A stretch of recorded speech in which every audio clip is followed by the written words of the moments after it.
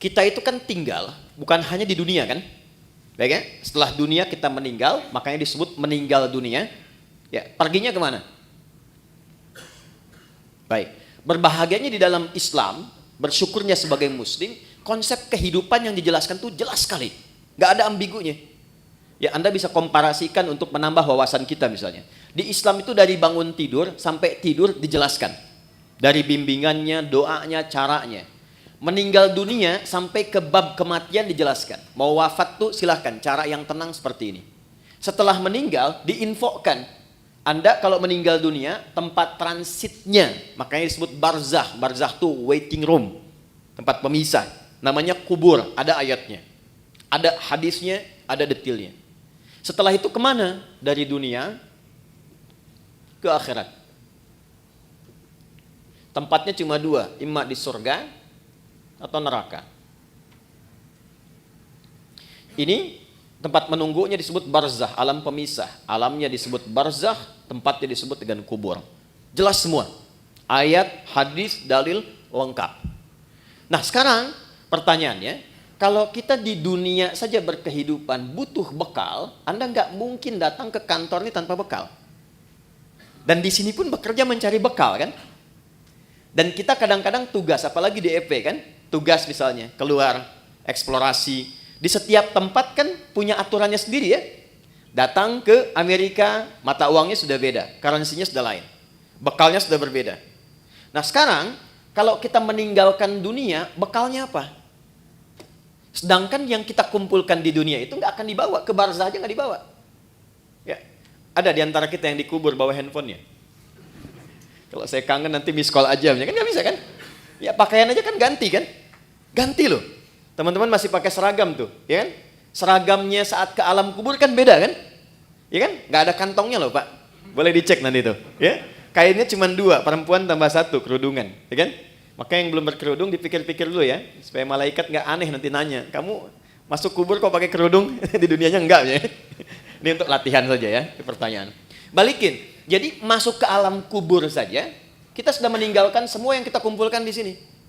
Karena hukum mengatakan setiap berpindah tempat, itu pasti bekalnya tidak akan sama. Pasti berbeda. Hukum ini berlaku fitrah saat berpindah kemanapun, apalagi berpindah ke sini dan ke sini. Maka pertanyaannya, bekal apa yang kita bawa saat berpindah dari dunia? Nah, inilah yang kita siapkan sejak berada di dunia, supaya saat pindah ke sini sudah siap.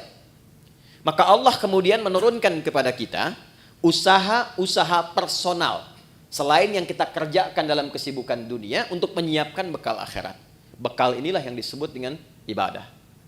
Aspeknya masuk kepada aspek ritual, dan spiritnya masuk pada ketakwaan personal. Inilah sebabnya kenapa Allah meminta kita sholat, meminta kita baca Al-Quran, meminta kita haji, minta kita umrah.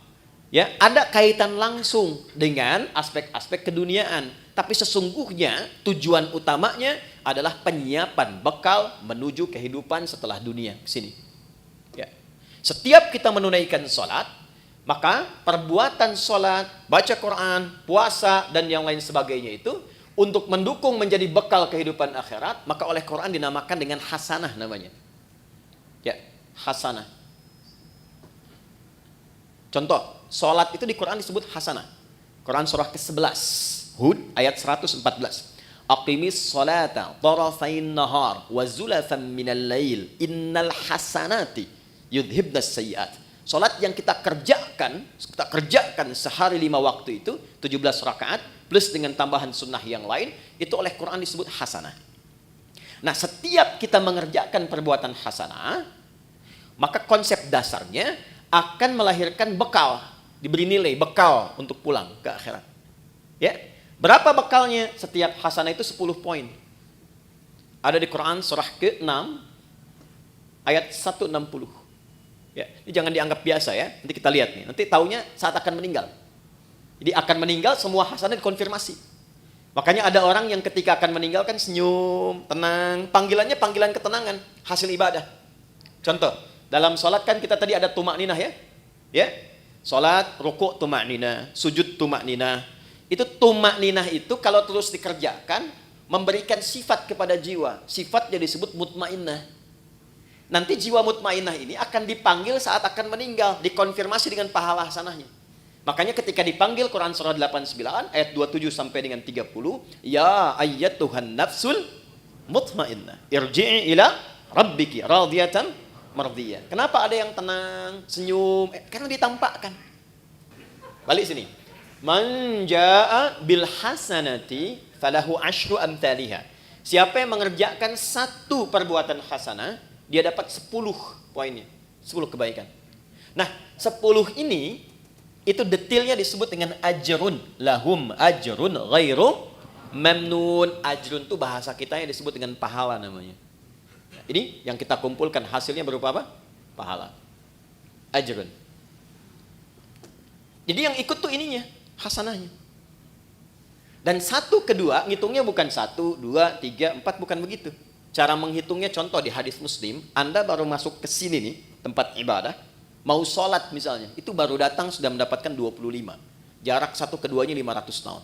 2 ke 3-nya 500 tahun. Demikian seterusnya. Baca Quran setiap hurufnya itu 10 kebaikan. Ya. Nah, problemnya apa? Apa kaitan dengan pembahasan kita? Maaf sekali dengan bahasa ini. Setiap kita itu kan meyakini bahwa kita akan pulang. Akan meninggal. Ya kan? Gak ada satu pun, apalagi kita yang beriman, yang tidak meyakini bahwa satu saat kita akan meninggal. Ini kan sementara. Anda sesibuk apapun berada di sini, pasti hakul yakin bila tiba waktunya pasti pulang kan? Pasti meninggal kan? Tapi pertanyaannya, di antara sekian orang yang yakin akan meninggal ini, sudahkah dia menyiapkan bekal yang cukup untuk pulangnya? Coba perhatikan. Untuk yang sementara saja yang kita tinggali saat ini, betapa luar biasa seriusnya. Kerjanya berangkat gelap, melewati banyak kemacetan, pulangnya gelap lagi. Ya kan? Serius kita kerjakan, tata kelolanya, aturannya dan sebagainya. Untuk mengumpulkan apa? Untuk mengumpulkan kenyamanan-kenyamanan dunia yang sifatnya sementara. Bila tiba waktunya, rumah yang sudah dikumpulkan jadi mewah itu, kendaraan yang luar biasa, pakaian yang bagus-bagus, pada akhirnya ketika pulang, kan nggak bisa dibawa ke sini pun. Mau pindahan rumah cuma 2 kali 1. Sementara yang ada sekarang sudah dikumpulkan begitu besar. Karena memang bekalnya berbeda. Jadi konsep Quran itu, ingat, konsepnya itu sangat luar biasa. Hei, kamu mesti sukses dunia, akhirat pun bahagia juga. Makanya hasanah itu oleh Allah dibagi 2. Ada konsepsi dunia, ada akhirat. Ya. Quran surah kedua Al-Baqarah ayat 201. Wa minhum may yaqulu rabbana atina fid dunya hasanah wa fil akhirati hasanah. Jadi keseimbangan dalam Islam itu Allah nggak menginginkan kejar akhirat, dunia lupakan, tidak. Karena mencari akhirat itu tempatnya di dunia. Tapi jangan sampai juga terjadi, maaf, dunianya luar biasa, akhiratnya nestapa.